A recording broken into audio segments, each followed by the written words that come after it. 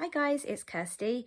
Today's video is about derealization, but before I go into that, please do subscribe by clicking on the subscribe button below in order to stay up to date with new videos as they're released. So derealization, it can be a bit confusing because there is a group of mental health conditions known as dissociative disorders, and derealization or depersonalization could potentially come under that. But the thing is, if you're experiencing anxiety, doesn't matter on, whatever the classification or diagnosis is of what you're experiencing, this could still be a feature because it's an anxiety symptom.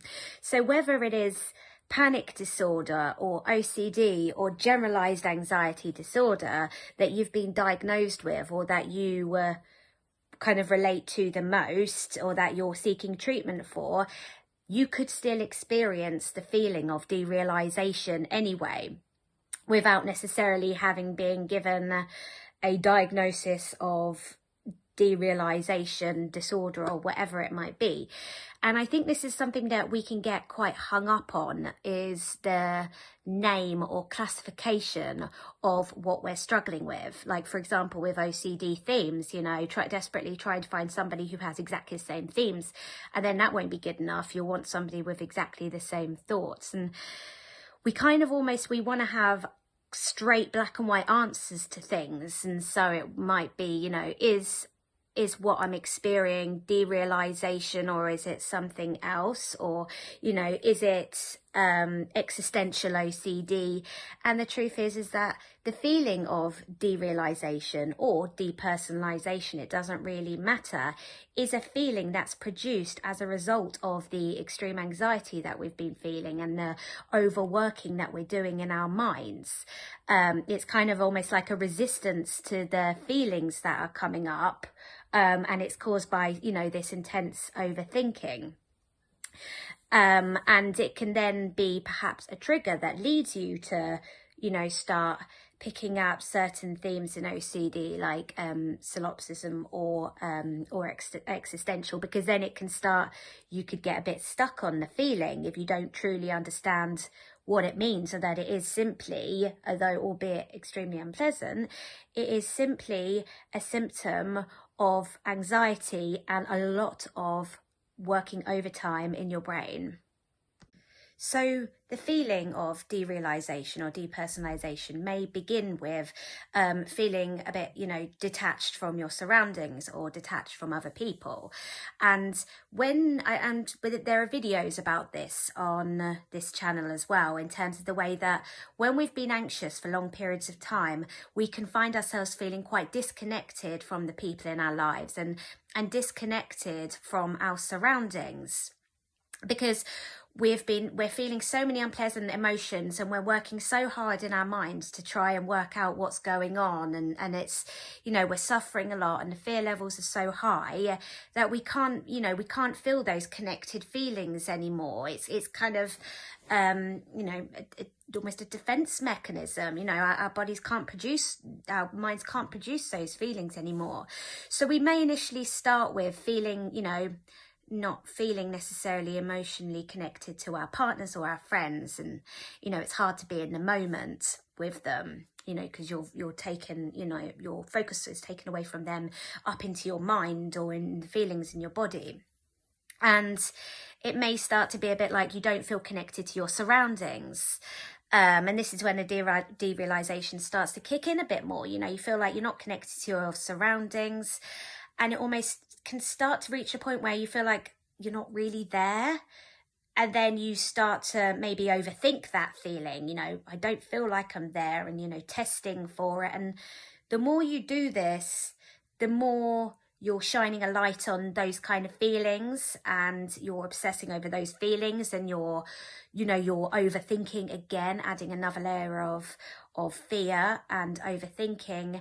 And then it can reach the point where you feel disconnected from your body and disconnected from yourself, because anxiety makes you feel enough disconnected from your true self anyway, doesn't it? Because you don't feel yourself, but you almost feel like you're not in your body anymore. And it's kind of, my experience of it was that, like, I feel like I'm outside of my body looking at me, because it just, how does, and then I could start overthinking it. How does it work if I'm, you know, how can I be experiencing this and it doesn't make sense? And so you almost feel like you're outside of your body, looking at it. And I think that it could probably be another thought. Maybe some people feel like they're above watching themselves.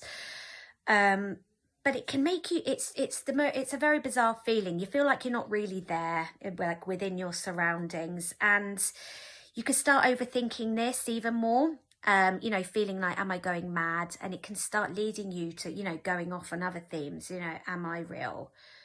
Everybody else, are they real?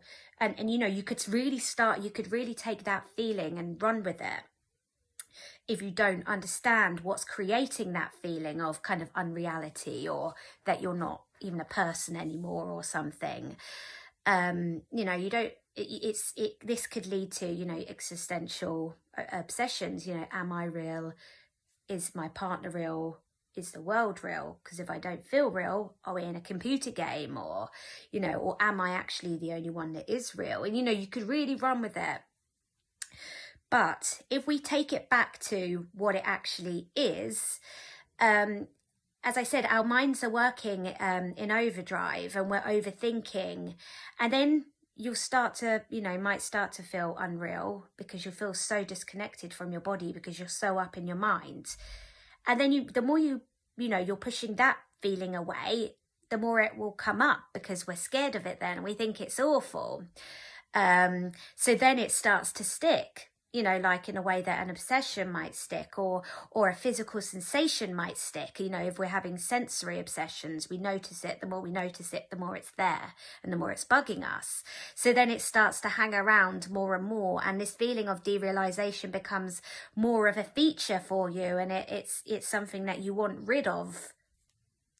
So to better help me explain about what it is, to help bring down the fear about it, I've actually gone back to one of the books on the reading list, At Last a Life by Paul Davies, because he talks about this. So I believe Paul suffered from panic disorder for a long period of time. He'd be having panic attacks, but he was, you know, had a lot of the physical anxiety symptoms. But as we know, with that comes the overthinking, and you know, there'd be intrusive thoughts in there as well. So again, not to get hung up on diagnosis, but so he describes, so it's a chapter in his book At Last a Life, called Coming Through Depersonalization. So he's referred to derealization as depersonalization. So this is why best not to get hung up on the exact word, because really it refers to the same group of feelings.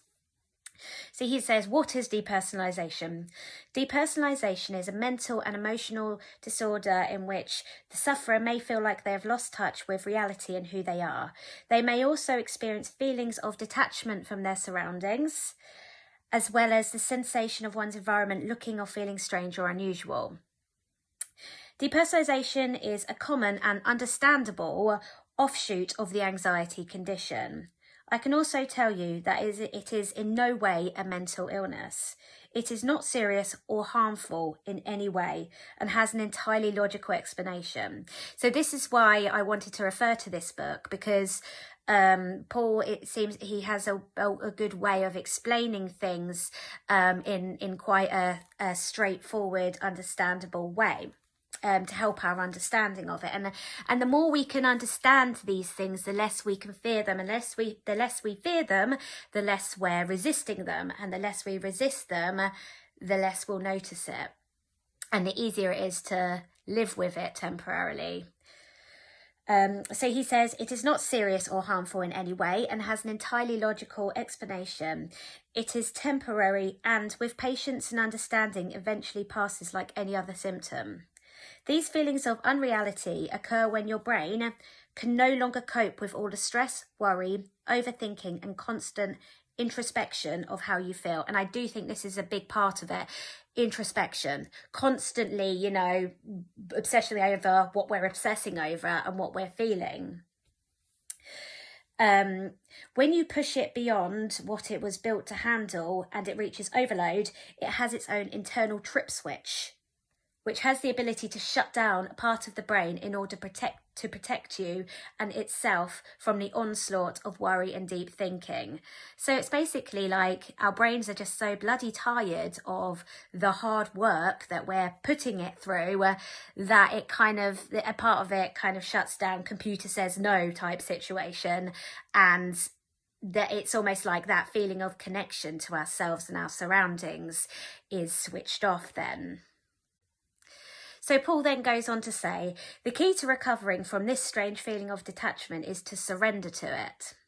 Pay it no respect and realise that it's just a product of an overexhausted mind, fatigued by your constant worry, stress, deep thinking, and the constant checking in on how you feel.